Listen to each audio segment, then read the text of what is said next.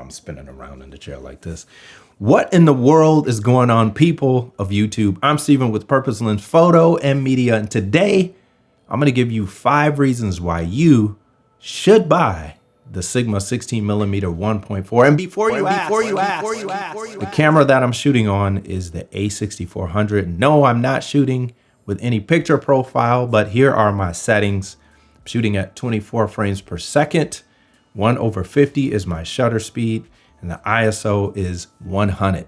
And for those that don't speak that vernacular, that is 100 ISO. Now, if you don't know much about the Sigma 16mm 1.4, on the Sony, it is equivalent to 24 millimeters. Now, this lens is not only for the Sony, but it also is for the Canon EF-M mount, for the Micro Four Thirds, and the Leica L. So you can get this lens in a variety of formats. On this camera, the Sony A6400 E-mount version, the 16mm is equivalent to 24 millimeters on a full frame camera. I don't know what that means. That's not full frame. I just did that. That brings me to the first point of this lens. 24 millimeters is not really wide. It's not really narrow, but this lens has the perfect focal range.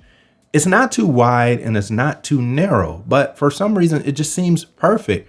Now, it almost feels like it's a zoom lens, except you have to use your feet to zoom in and out. So if you want to get close to something, you walk up to it. And if you don't want to be close, then you walk away. But this lens does really well with the focal length, because typically with wider angle lenses, if you get up close to something, you get this fisheye effect where things on the corners start to look all distorted and things like that. But that is not the case with the Sigma 16mm 1.4. It's almost as if they created this thing from some type of crazy whatever, but it works really well. Which brings me to point 2, which is the lens's focusing distance, which is crazy on this lens because typically when you have a wider angle lens, you're not able to focus on things that are that close to the lens. And that brings 2 benefits. One of the first benefits is because this lens shoots in an aperture all the way to 1.4, when you get close to something, you get good bokeh. Now, if you're not familiar with bokeh, that basically is shallow depth of field. So things that are in your foreground, like me, are in focus, and things that are behind you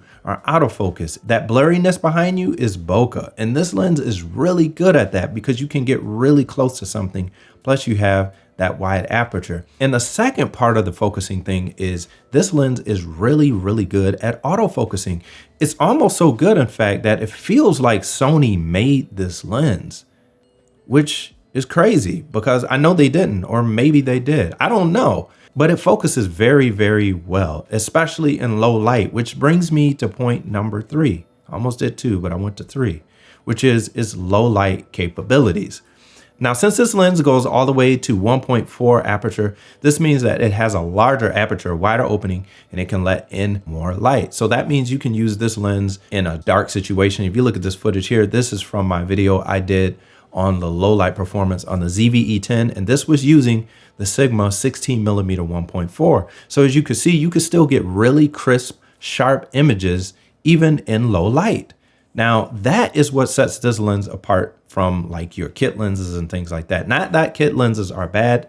They can be good, especially when you're first starting out. And if you know how to work the camera, you can get some good quality out of them. But there's nothing like having a 16mm 1.4, the 24mm equivalent here, and you're shooting in low light. I mean, if you want something that is gonna give you not a lot of noise, this is what you wanna go with. It's also good for photography too. If you don't have image stabilization in your camera, because you're able to open that aperture up, you can shoot at a higher shutter speed or a faster shutter speed, which can eliminate that camera shake and the blur and things like that. So that is another plus for this lens. The fourth part is the build quality on this lens. It looks like this lens is made out of metal. It isn't a very heavy lens, but it is very balanced. This is one thing that really threw me off because when you look at the lens, it seems like it's gonna be really heavy and really just unwieldy, but it isn't. Now, even though this lens is balanced, it does not have stabilization. So that means you will be more than likely, if you're doing videography, using a gimbal. But the great thing about this lens is because it's crafted so well and it's balanced well, it makes it really easy to mount it on your gimbal and to use it. And I've done a lot of work with this lens, and I can tell you that it is spectacular. It is a great lens. I use it all the time in just about every shoot that I do. So it is a good lens to have, and it's very capable on a gimbal. So if you have the ZV-E10 or the A6400 or any other camera that doesn't have IBIS or any way to stabilize it outside of software and things like that, then you're going to do good with this lens on a gimbal. Now, to me, this is the most important point of this lens, because you get all of these things, you get all of this quality, but if it costs $1 million, then you're not going to be able to experience. Well, this lens is $366 as of right now. Today is November 18th. I'm going to have a link to it down below where you could check out the price and buy it if you want.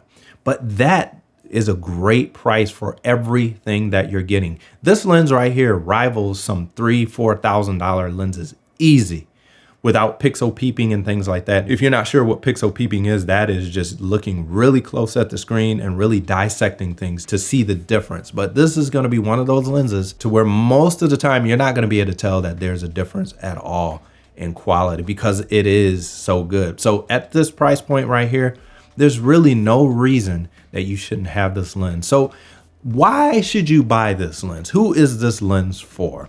It is a great portrait lens. If you want to do groups and things like that, it is very versatile. But this lens is really good for if you're doing B-roll and things like that for video. This is a great B-roll lens because, again, it allows you to get something that's wide but not too wide, but it's also not really narrow. So if you want to use this indoors, it's a perfect lens to shoot indoors because it's going to give you a pretty wide perspective.